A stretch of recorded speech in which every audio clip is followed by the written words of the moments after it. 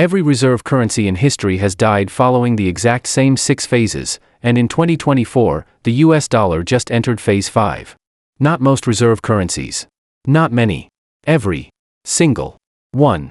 The Dutch guilder, the Spanish real, the British pound sterling, each one believed they were eternal, untouchable, backed by empires that would last forever. Each one collapsed following a pattern so identical it's almost mechanical. Watch the pattern repeat like a financial death clock ticking through history, moving from one empire to the next, never skipping a beat, never making exceptions. It doesn't matter if your empire controls the seas, the trade routes, or the world's oil supply. It doesn't matter if your economists are the smartest minds of their generation or your military the strongest force ever assembled. The pattern is always identical: rise through genuine strength, dominance as reserve currency, abuse of that privilege, desperation and acceleration, terminal debt and loss of faith, and finally, death. 6 phases. Each one a trapdoor that, once opened, cannot be closed. You're thinking the dollar is different. That America has nuclear weapons, technological dominance, Silicon Valley, the deepest capital markets in human history. You're thinking we're too big to fail, too powerful to collapse, too sophisticated to repeat the mistakes of the past. They all thought they were different. The Dutch controlled global trade for 200 years, every ship, every spice route, every financial innovation flowed through Amsterdam. They thought commercial sophistication made them immune. The British Empire covered a quarter of the Earth's landmass and ruled a quarter of its population. The sun never set on their territories. They thought military supremacy made them invincible. None of it mattered.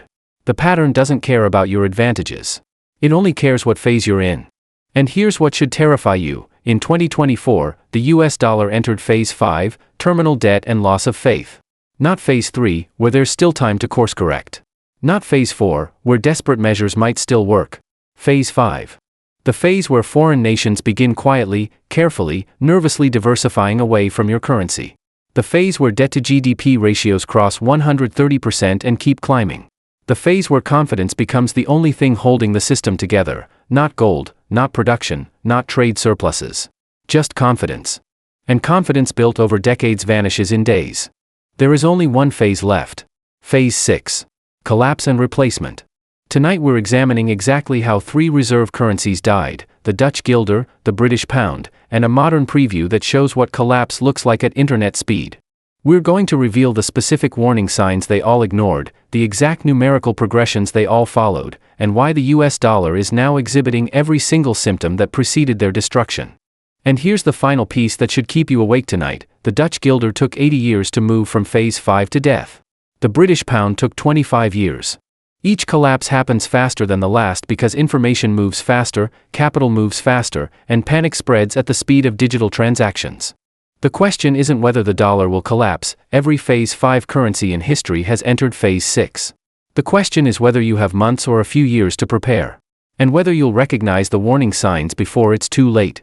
But before we reveal where the dollar stands right now, you need to understand the pattern that has killed every single reserve currency across 4 centuries. Because once you see it, you'll realize why phase 5 is the point of no return. The pattern is always identical. 6 phases. 6 stages of currency death that have repeated across 4 centuries, from Amsterdam to London to what's unfolding in Washington right now. Picture a one-way door at each phase. You can walk through, but you can never walk back. And once you understand this sequence, you'll see it everywhere. In history books. In current headlines. In the desperate policies your government is implementing today. Phase 1, rise through genuine strength. A nation produces real goods that the world actually wants. They run trade surpluses, more exports than imports. They hold hard currency reserves of gold or silver. Their money is sound because it represents actual value, actual production, actual wealth creation. Others want to hold their currency because it's backed by something real. The Dutch with their spice trade and shipping empire. The British with their textile mills and coal-powered manufacturing revolution. America after World War II, when we produced half the world's manufactured goods and held 2/3 of its gold. This phase is earned through decades of work, innovation, and discipline. Phase 2, reserve status achieved. The currency becomes the global standard for international trade and debt. This isn't conquered through military force, it's earned through decades, sometimes centuries, of trustworthiness. Foreign nations hold your currency in their reserves. Commodities are priced in your money. Global debt is denominated in your bonds. You've reached the summit. But here's where the trap is set, invisible and seductive. reserve status grants you a privilege that will eventually destroy you. Phase 3, the privilege abused. The nation realizes it has a superpower, it can print money and others will still accept it because they need it for trade. This is where the rot begins. Government spending exceeds production. Imports flood in. Manufacturing leaves for cheaper shores. The logic seems sound: why make things when we can print money and buy them from others? After all, they still trust our currency. They still need it.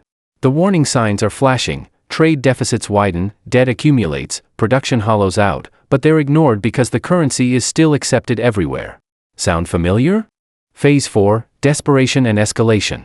The trade deficits become unsustainable. Tax revenue can't cover spending. But the government can't stop. There are wars to fight, entitlements to pay, political promises to keep, crises to manage. So they accelerate down the only path they know: print more, borrow more, debase more. Just one more stimulus package. Just one more war. Just one more bailout. Just one more round of quantitative easing. Each solution digs the hole deeper. Every leader believes they can stop at phase 4. That they're smart enough, sophisticated enough, different enough to avoid what comes next. Every single time, they're wrong. Phase 5, terminal debt and loss of faith. Debt to GDP exceeds 100%, often surpassing 130%. The numbers become absurd, unpayable, mathematical impossibilities. Foreign nations begin quietly, carefully, nervously diversifying their reserves away from your currency. Not loudly, there are no press releases, no dramatic announcements. Just a slow, steady shift in behavior. Confidence becomes the only thing holding the currency together, not gold backing, not production capacity, not trade surpluses. Just confidence. And here's the cruel irony: confidence is built over decades but destroyed in moments. This is where the Dutch guilder was in 1750. Where the British pound was in 1940. Where the dollar is now. Until it doesn't hold. Phase 6, collapse and replacement. Hyperinflation or sudden devaluation. Panic selling as everyone rushes for the exit simultaneously.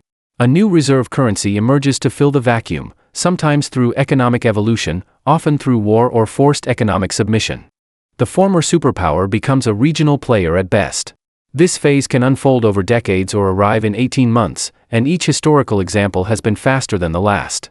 Like watching a slow-motion car crash across decades, except each phase accelerates. Phase 5 is the moment the brakes fail.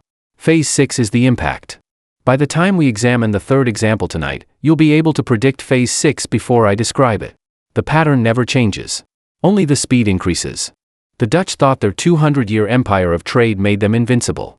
They controlled the seas, global finance, and the world's most sophisticated markets.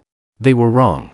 Let me show you exactly how Phase 5 destroyed them, and why it took 80 years, giving them false hope until the very end. The Dutch Golden Age. By 1650, Amsterdam was the undisputed financial capital of the world. The Dutch East India Company, the VOC, was the first true multinational corporation, worth more than Apple and Microsoft combined in today's terms. Dutch ships dominated every trade route from the Baltic to the East Indies. Amsterdam's canals were thick with merchant vessels carrying physical wealth, spices from the Moluccas, silks from China, silver from the New World. The guilder wasn't backed by government promises. It was backed by actual trade goods, real production, tangible value. Every merchant from London to Jakarta held guilders because they represented real wealth.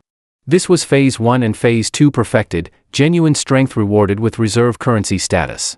Then the privilege was discovered. Around 1680, Dutch merchants and politicians had a revelation. Why sail dangerous routes to Indonesia when we can simply finance others to do it? Why manufacture goods when we can use our trusted currency to buy them from Britain and France? Around 1680, Dutch merchants and politicians had a revelation. Why sail dangerous routes to Indonesia when we can simply finance others to do it? Why manufacture goods when we can use our trusted currency to buy them from Britain and France? We're bankers now, not makers, they said. It's more sophisticated. More efficient. Phase 3 had begun, but it felt like progress. For 60 years, the decline was so gradual it seemed like stability. Wars with Britain and France drained the treasury, expensive conflicts that produced no wealth, only debt. The VOC, once the most profitable corporation in history, went from printing money to requiring government subsidies. Government debt exploded from 40% of GDP in 1720 to 120% by 1780. But here's the trap that caught them: it took 60 years. Entire generations lived and died thinking this was normal, sustainable, just how advanced economies functioned. Your grandfather held guilders. Your father held guilders. You hold guilders. How could it end? It's been this way your whole life, it must be stable. But by 1780, Phase 5 had arrived, silent and terminal. Foreign merchants began settling their accounts in British pounds instead of guilders. Not loudly. No dramatic announcements. No panic in the streets. Just a quiet preference shift. A Portuguese trader choosing pounds for a shipment. A German banker slowly rebalancing his reserves. Dutch officials noticed, of course. They noticed and dismissed it with the confidence of 180 years of dominance. We've been the reserve currency since our great-grandfather's time. This is temporary fluctuation. The guilder is still accepted everywhere. Debt hit 135% of GDP. By 1790, Amsterdam's warehouses that once overflowed with spices and silver now stored paper promises instead of goods. Merchants weighed guilders on scales, scratching coins to test their metal content, trust now measured in silver weight, not reputation. The guilder was still accepted everywhere. Until it wasn't. The French invasion of 1795 was the catalyst, but the rot was already terminal. Within 15 years, the guilder collapsed. The British pound became the new global standard for trade and debt. The Dutch went from global empire to regional economy, from financial superpower to European footnote. They all believed they were different, that centuries of commercial sophistication, financial innovation, and trading dominance made them immune to the pattern. But here's the key that should terrify you about Phase 5, the real collapse happened decades earlier. The invasion just revealed what was already dead. The body had been rotting for years, the funeral just made it official. 80 years from entering Phase 5 to final collapse. So gradual that no single generation experienced the full decline. So slow that each generation thought, it's been this way my whole life, surely it's stable. The slowness was the poison, not the cure. It allowed them to normalize the abnormal, to accept the unacceptable, to convince themselves that the trajectory could continue forever. But the real catastrophe was yet to come, because history was about to accelerate. The Dutch collapse took 8 decades, long enough that they convinced themselves it was stable, that the warning signs were false alarms, that their currency was eternal. The British didn't have that luxury. When the pound entered Phase 5 after World War I, the world was moving faster. Information traveled faster. Capital moved faster. Panic spread faster. Let me show you what happens when the same pattern compresses into just 25 years. The British Empire at its peak, 1/4 of Earth's land, 1/4 of its population, the Royal Navy enforcing Pax Britannica on every ocean.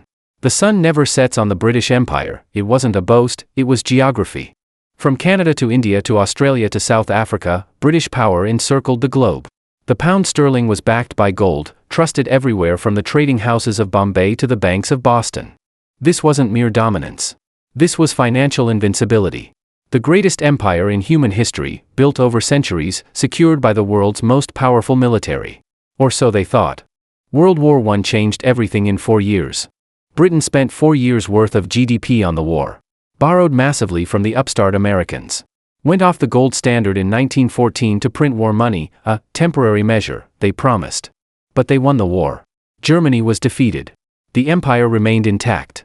So naturally, everything would return to normal.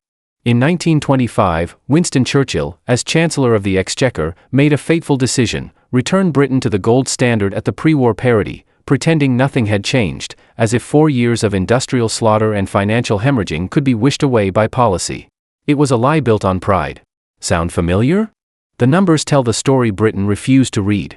Debt to GDP hit 180% by 1920.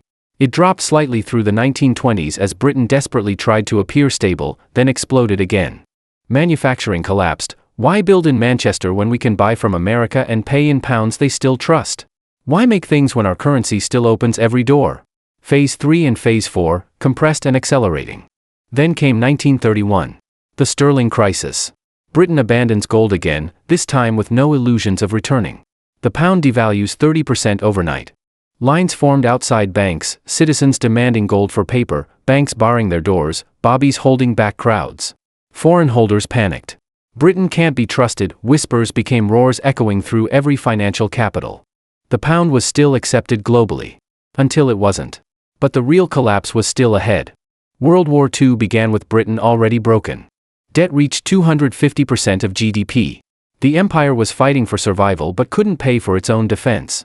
The United States, now the real power, demanded payment in gold and physical assets for war supplies. the pound itself wasn't enough anymore. Think about that. The currency that had ruled global commerce for a century was now refused for payment. Churchill sat in Washington signing documents that surrendered British gold reserves bar by bar, military bases piece by piece, even colonial assets. Each signature was a piece of empire carved away. British officers were selling family estates to pay war debts, landed gentry becoming middle class overnight. And then came 1944. Bretton Woods. The moment the transfer became official. Delegates from 44 nations gathered in New Hampshire and declared the US dollar, not the pound sterling, the world's new reserve currency. The pound was relegated to regional status. Britain, still fighting Germany, had lost the financial war to America without a shot fired. The transfer was complete. They all believed they were different, that military supremacy, that centuries of financial trust, that the sheer scale of their empire made them immune to the pattern. None of it mattered. But Britain kept pretending for 2 more decades. The sterling area. Currency controls. Exchange restrictions. Desperate measures to maintain the illusion. The pound devalued again in 1949, another 30%. Again in 1967, 14% more. Each devaluation an admission of weakness, each one destroying more wealth held in pounds. By 1976, Britain went hat in hand to the International Monetary Fund like a third-world debtor nation, begging for loans with conditions attached. The empire that ruled the seas was begging for financial assistance. From Phase 5 entry in 1939 to effective death by 1964, just 25 years. Compare that to the Dutch 80. What took the Dutch nearly a century took Britain 1 generation. Why? Because by the 1940s, information moved faster through telegraph and telephone. Capital moved faster through modern banking. And crucially, the world had seen this pattern before. Markets had historical memory. Investors knew what Phase 5 looked like. Each reserve currency death happens quicker than the last because the pattern becomes more recognizable, and recognition accelerates panic. 25 years from Phase 5 to death, 3 times faster than the Dutch. But even that seems slow compared to modern velocity. Because when currencies collapse today, it doesn't take decades or even years. It takes months. Let me show you what happened when Zimbabwe's dollar entered Phase 5 in 2007. Zimbabwe wasn't a reserve currency, but it followed the exact same 6-phase pattern, just compressed into hyperspeed. Why include it in our examination? Because it shows what happens when a currency collapses in the internet age, with modern banking systems, with satellite television broadcasting every moment, with everyone watching in real time.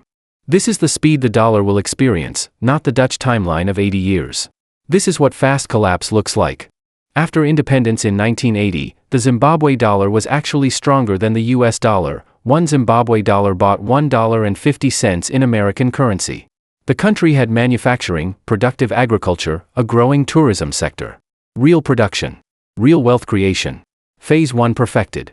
Then Robert Mugabe discovered the printing press and the seductive logic of Phase 3. He seized white-owned commercial farms, destroying the agricultural base that fed the nation and generated export revenue. He printed money to pay war veterans, to fund political patronage, to maintain power. He borrowed internationally, and for years, the currency was still trusted, still accepted, still needed for daily life. Until 2000. Here's where it becomes surreal, where the timeline compresses into something almost incomprehensible. Inflation goes from 55% in 2000 to 1000% by 2006. Not over decades like the Dutch. Not over a generation like the British. Over 6 years. The government's response? Print more. We'll stimulate the economy, they said. We'll fight deflation. Sound familiar? Every single time, the same justifications. Debt explodes. Foreign investment flees. But citizens still use the Zimbabwe dollar because what choice do they have? The government mandates it. You cannot legally conduct business in any other currency. Phase 4 acceleration, forced at gunpoint. Then comes 2007, and Phase 5 arrives like a financial hurricane. Inflation hits 11,000%. The next year, 2008, it reaches 231 million%. That's not a typo. 231 million% inflation. Phase 5 lasted 18 months. 18 months. At the peak, prices doubled every 24 hours. Workers demanded payment 3 times per day because their morning wages were worthless by evening. A loaf of bread cost 300 billion Zimbabwe dollars. The government printed a $100 trillion note, 100 trillion, and it became a bitter joke, a symbol of monetary death, worthless the day it was printed. The pattern is always identical, but the speed is what should terrify you. Wheelbarrows full of cash to buy groceries. Not groceries in the wheelbarrow, cash filling it. Workers sprinting from the bank to the market, running because every minute meant their wages lost value. Children playing with stacks of trillion-dollar notes in the streets because they were more plentiful than toys. Store shelves bare not from lack of goods but because sellers refused worthless paper. The Zimbabwe dollar was still the official currency. Until it wasn't. April 2009, Zimbabwe officially abandons its own currency. Citizens switch to US dollars and South African rand overnight. The government surrenders, admits defeat, allows foreign currencies. The Zimbabwe dollar becomes toilet paper, literally. People wallpapered their houses with currency because it was cheaper than actual wallpaper. Entire homes decorated in worthless bills. From Phase 5 to complete death, less than 2 years. Dutch guilder, 80 years from Phase 5 to Phase 6. British pound, 25 years. Zimbabwe, 18 months. Each collapse happens exponentially faster because capital moves at digital speed now. Information spreads instantaneously. Panic is contagious and viral. The pattern is identical, the same 6 phases, the same government responses, the same inevitable outcome. Only the velocity changed. Now imagine Zimbabwe's speed applied to the US dollar, a true reserve currency with $280 trillion in global debt and derivatives exposure. When Phase 6 triggers for the dollar, it won't be a regional crisis affecting one African nation. It will be simultaneous global panic with nowhere to hide, no alternative system ready, no safe harbor big enough for the flood. 18 months from Phase 5 to total collapse. That's not ancient history, that's a roadmap. This happened while YouTube existed. You can watch videos of it. And every single Phase 5 warning sign that Zimbabwe showed in 2007, the US dollar is flashing right now in 2024. Let me show you exactly where America stands on that same 6-phase timeline. Bretton Woods, 1944. Delegates from 44 nations gather in New Hampshire and hand America the crown. The dollar becomes the world's reserve currency, but not through conquest or coercion. America was the only major economy not bombed to rubble. We held 60% of the world's gold reserves. We were a manufacturing superpower producing half the globe's industrial output. This wasn't privilege, it was earned through actual production, real wealth creation, sound money. Phase 1 complete. For 27 years, the dollar was backed by gold at $35 per ounce. Trustworthy. Stable. Sound money that represented tangible value. Then came August 15, 1971. Richard Nixon closes the gold window. Temporarily, he said, to address a short-term crisis. That temporary measure has now lasted 53 years. The dollar becomes pure fiat, backed by nothing but trust and military power. And here's where the trap is sprung, where America discovers its superpower. We can print money and export the inflation to everyone who holds our currency. Manufacturing leaves for China and Mexico. Trade deficits explode, $25 billion in 1980, $400 billion by 2000, over $800 billion today. But the world still needs dollars to buy oil, to settle international trade, to hold in reserves. So they accept it. Phase 3, the privilege abused for 3 decades while everyone pretends it's sustainable. The warning signs flash everywhere, but no one wants to see them. Dot-com bubble. Housing bubble. The 2008 financial crisis that nearly collapsed the global system. Each time, the government's response is identical: print and spend. QE1. QE2. QE3. QE infinity. The national debt tells the acceleration story. $5.7 trillion in 2000, $10 trillion by 2008, $23 trillion by 2020, now over $35 trillion in 2024. The Federal Reserve's balance sheet explodes from $800 billion in 2008 to over $7 trillion by 2020. Just one more stimulus. Just one more rescue package. Just one more war we can't afford. Sound familiar? This is the same desperation that broke Britain, the same logic that destroyed the pound. Phase 4, accelerating toward terminal velocity. And then we arrive at Phase 5. Right here. Right now. National debt, $35 trillion. That's 130% of GDP, past the threshold that marked terminal decline for every reserve currency before us. Unfunded liabilities for Social Security, Medicare, and pensions, over $175 trillion. But it's not just the numbers, it's the behavior of foreign nations, the quiet moves they're making when they think no one's watching. China dumps $300 billion in U.S. treasuries between 2021 and 2024. Saudi Arabia, our ally for 50 years, openly discusses pricing oil in yuan. BRICS nations, Brazil, Russia, India, China, South Africa, create alternative payment systems to bypass the dollar. Central banks worldwide add gold to their reserves at the fastest pace since 1967. U.S. Treasury auctions are seeing the weakest demand in 20 years, watch them fail in real time, buyers simply not showing up. These aren't coincidences. This is the same, quiet diversification that preceded the Guilder collapse, the same nervous exit that marked Britain's Phase 5. They're not announcing it in press conferences. No dramatic statements. They're just doing it. Until it becomes obvious. Why is 2024 the Phase 5 marker? Because this is when multiple systems reach terminal velocity simultaneously. For the first time since World War II, debt service costs exceed defense spending. The government now pays more in interest than it spends on the military. Treasury yields are forcing the Federal Reserve into an impossible choice: print money to buy bonds and trigger inflation, or let markets crash and trigger depression.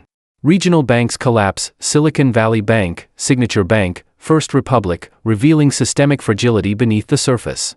Central bank gold vaults filling like bunkers before a war. Confidence becomes the only thing backing the dollar. Not gold. Not production capacity. Not trade surpluses. Just confidence. The belief that tomorrow someone else will accept this currency. And confidence built over decades can vanish in days. They all believed they were different, that technology, that military power, that full faith and credit made them immune. Until it doesn't hold. We're not in Phase 6 yet, but the warning signs are flashing brighter than ever. States proposing gold and silver as legal tender. Billionaires openly discussing dollar alternatives on financial networks. De-dollarization, going from conspiracy theory to Bloomberg headlines to central bank policy. The pattern is always identical. You can now see the same sequence: earned dominance, abused privilege, desperate acceleration, terminal debt, loss of faith. This is your currency. Your savings. Your lifetime of work. The question is no longer if. It's when. So we're in Phase 5, the same phase that took the Dutch 80 years to escape, Britain 25 years, and Zimbabwe 18 months. But this time it's different. Not because the dollar will survive, but because when IT collapses, there's no replacement waiting. The global reserve currency has never died in the age of instant digital transactions, interconnected markets, and $280 trillion in dollar-denominated debt. Let me show you what Phase 6 will actually look like. When the Guilder collapsed, it affected Europe. When the pound collapsed, it affected the British Commonwealth and its trading partners. When the dollar collapses, it affects every economy on Earth. Not most. Not many. Every. Single. One. $280 trillion in global debt denominated in dollars. $640 trillion in derivatives tied to dollar interest rates. Pension funds betting on dollar stability.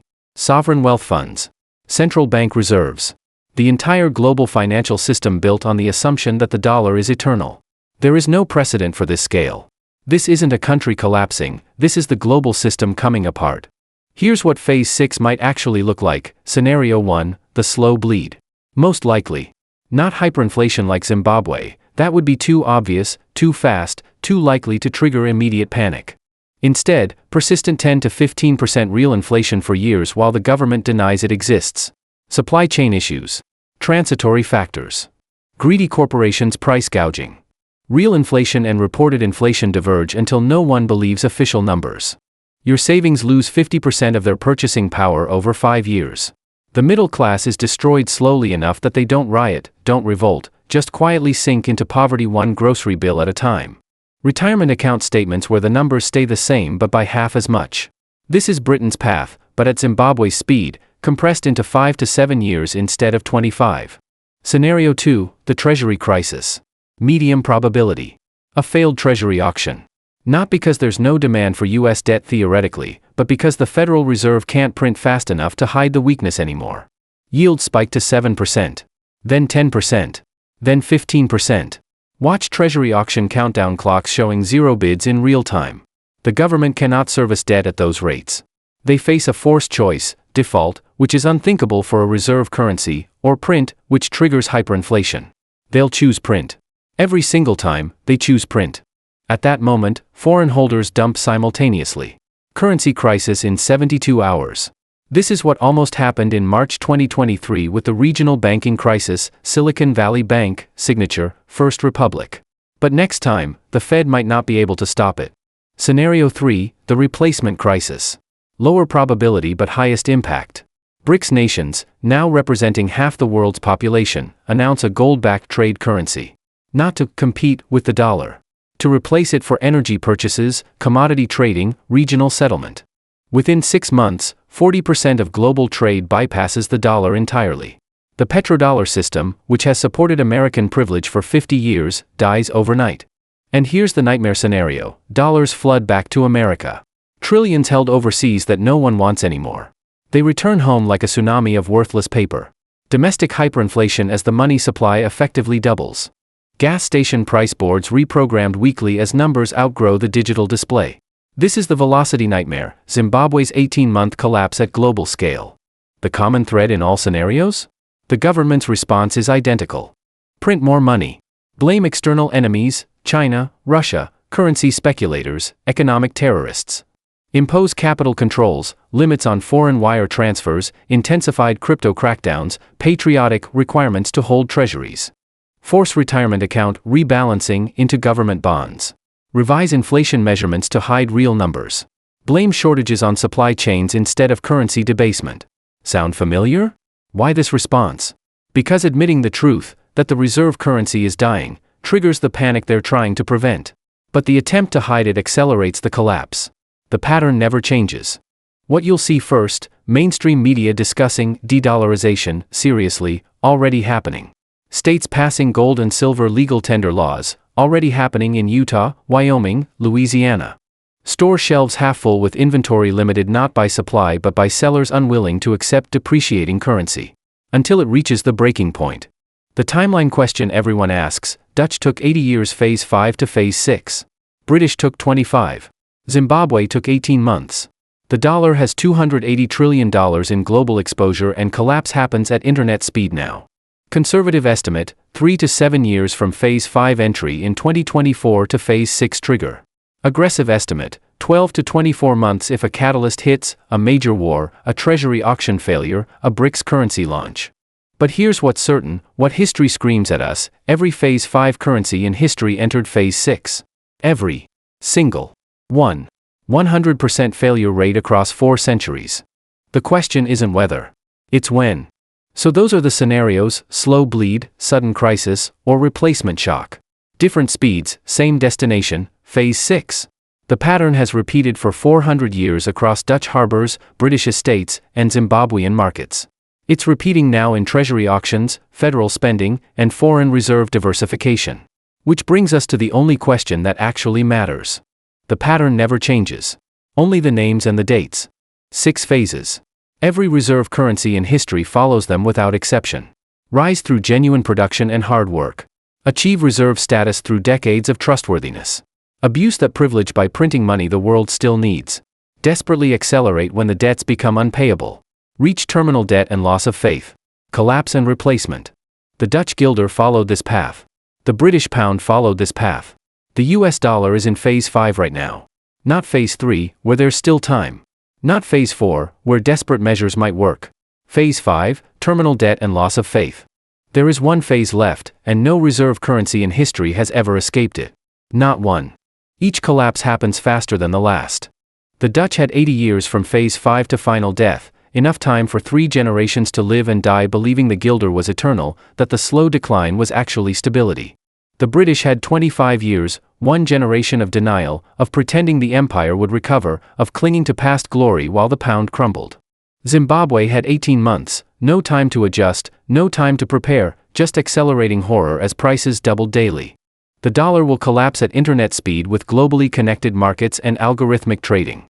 When phase 6 triggers, it will be measured in months or weeks, not decades. The sound of history's warning bell ringing louder each year, ignored until it's deafening. Every empire believed they were different. The Dutch controlled 200 years of global trade and thought commercial sophistication made them immune to the pattern. We're bankers, not makers, we're evolved beyond the old rules. The British ruled a quarter of the Earth's landmass and thought military supremacy made them immune. The sun never sets on our empire, how could we fall? Americans believe technology and military dominance make us immune. We have nuclear weapons, Silicon Valley, the deepest capital markets ever created. They were wrong. We're wrong. The pattern doesn't care about your advantages, your innovations, your weapons. It only cares what phase you're in. And we are in phase 5. The question isn't whether the dollar will collapse. History has answered that question with 100% certainty. Every phase 5 currency in history has entered phase 6. Every single one. The question isn't even when, because whether it's 2026 or 2030 or 2032, it's within your lifetime, affecting your savings, your retirement, your lifetime of work. The real question is, will you be ready when it happens? Or will you be the person holding wheelbarrows full of worthless cash, staring at your savings statement where the numbers look the same but by half as much, wondering how you missed the warning signs that were flashing in red the entire time? History is screaming at us right now. Foreign nations quietly diversifying their reserves away from dollars, just like they did before the guilder collapsed. Debt service costs exceeding defense spending, just like Britain before Bretton Woods transferred power to America. Government printing accelerating while officials deny the problem exists, just like Zimbabwe before the $100 trillion note. The warning signs aren't subtle. They're not hidden in obscure economic journals. They're everywhere. But most people won't see them until phase 6 is already underway. And by then, it's too late to prepare. By then, you're just trying to survive. You now know something most people don't, the pattern. You can see phase 5 for what it is, not a temporary problem, not transitory inflation, not a policy mistake that can be corrected. The terminal stage before collapse. What you do with that information is up to you. But remember, the Dutch thought they had generations. The British thought they had decades. The Zimbabweans thought they had years. They all ran out of time faster than they imagined. Imagine explaining to your children why you saw the disaster coming but did nothing. The dollar entered phase 5 in 2024. Phase 6 is coming. Not because I say so, but because history says so, and history has a 100% accuracy rate on this pattern across 400 years and every reserve currency ever created. The clock is ticking. The question is whether you'll hear it before the alarm goes off. If this opened your eyes to a pattern most people will never see until it's too late, hit subscribe. Because while governments can't stop phase 6, they never have, they never will, understanding the pattern gives you a chance to prepare. History has all the answers. But only if you're willing to listen before it repeats.